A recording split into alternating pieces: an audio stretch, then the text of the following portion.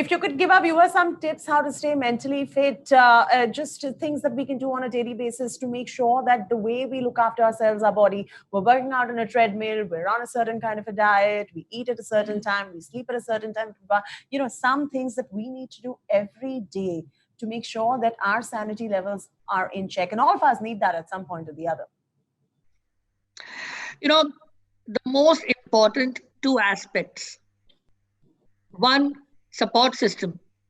And two, basic joy of living. Bring humor in your life. Bring creativity in your life. Enjoy the moments. Enjoy the successes and the downside. But most importantly, invest in relationships. I think if nothing else, COVID has taught us that all that matters is people around us. It's our connectedness with each other is where our mental fitness is all about. Because when we struggle, we'll need the support system. When we are doing well, we'll have somebody to celebrate.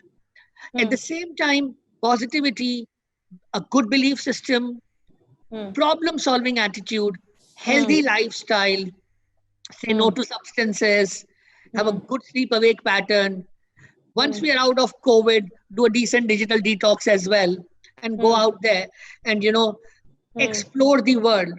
So relationships, humor, enjoyment, breaks, productivity, positivity.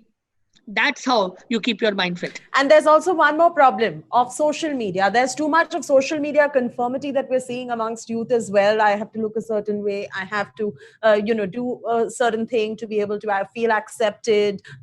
There's so much of mental stress that ends up causing a lot of anxiety that causes in the youth as well. How would you advise them? And also social media, the other problem is twofold. That many people who are trying to seek mental health care professional on social media somewhere getting trapped with so many quacks that are available all over Instagram and Facebook and wherever you go. These are the two issues with social media. How would you think that today we can resolve these issues? I'll add one more issue, which is negativity. Understand this, and this is especially for all you young people listening. There is a digital self, which is a portrait self. Not your true self, but what you are portraying to the world. And then there is a real self that you are. The portrait self and the real self need to be as close to each other, and you shouldn't care at all about how people think about you. That's when your portrait and real self become the same. Likes don't matter, views don't matter, how many followers are there don't matter. You should be able to like yourself, and until you do that, social media would be a pressure on you. The moment you accept yourself the way you are and you don't worry about the feedback, social media is fine. The second component about, it's like fake news. How do you know whether a news is fake or not? You try and understand the source. Is the source verifiable? Is the information coming from a knowledgeable person? Same here. So if somebody is saying that he or she can solve your mental health issues, you would check what the credentials are. I mean, if this person was saying that they could solve your cardiac problems, you would double check. So whether it's a cardiologist or a diabetologist or a mental health practitioner, check it out. And the third one, which is I think the most important thing, stop the negativity on social media. I think trolling or negativity and cyberbullying are amongst the saddest reflections of our times when it comes to social media. The only way to solve it is you bombard social media with positive messages. Positivity needs to drown negativity, because it's that positivity which stays in our environment, in our social milieu, which can decide upon whether we feel good about ourselves and the society or not. When we're talking about youth, and this is a youth summit, so we have a lot of youth that are tuned in and listening to you at this point of time as well, whether they want to admit it or not. From you as a psychiatrist, how would you deal with the substance abuse problem as well? We are seeing a lot of kids, younger ones, getting addicted to whether it is cigarettes, whether it is alcohol, whether it is other substances as well, which are banned as well. But somewhere, they're not being able to cope with their anxiety. They're not being able to talk to their parents. Don't have the wherewithal to see a mental health care professional. And what happens is they get into this whole entire world that they create of their own with their loneliness and substance abuse. How can one battle that? It's such a big problem. Substance abuse needs to be seen like a problem, and that's it. No justification. It doesn't matter whether your friend suggested, It doesn't matter because your role model does that. It doesn't matter because you saw that it's a cool thing on media.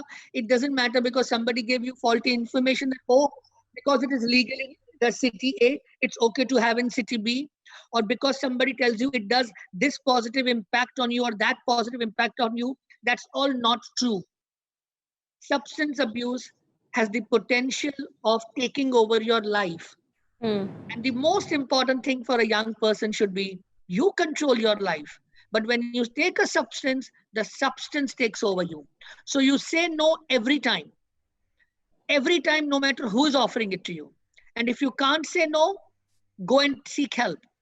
If you think you've got habituated, go seek help. Transparency, openness, communication. Talk to an adult, parents, or a professional. But you say no to substances. It's your life that matters. That's absolutely true. And a lot of youth today are complaining about loneliness because in this age group, when you have 5,000 social media, Facebook friends, but in reality, you don't have those many. That is a big problem that they are battling with today. And all of them complain of, most of them rather, complain of loneliness as well. And what would you have to tell them? Do you have to tell them that who is not lonely, or are there any ways in which one can cope with that kind of loneliness as well? You're absolutely right.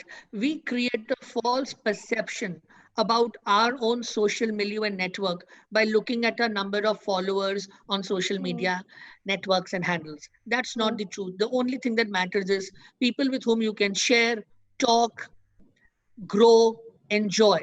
And mm, that happens in your physical personal space. Yes, during these mm, times, it'll be digital, but then let mm, it be video conversations, lots and lots of conversations. Conversations over texts, always. mm. Words over emoticons, always. Right? Always. And physical meeting over all other forms of meeting, always. And that's how you develop a bond. That's how. So even today, for all you young people, who are your best friends? Your school friends, because you spend genuine good time with them, and that lasted with you. But for the Mm. young generation, make friends at work, because we'll end up spending a lot of time at work. So make sure that you have a solid support system at work. And that's the only thing that matters. Friends with whom you can talk to, who are available to you, not who are at some distant follower list of yours, that if you were given a face test, recognition Mm. test of your own friends or followers on your own handles, you would probably miss out recognizing most of them.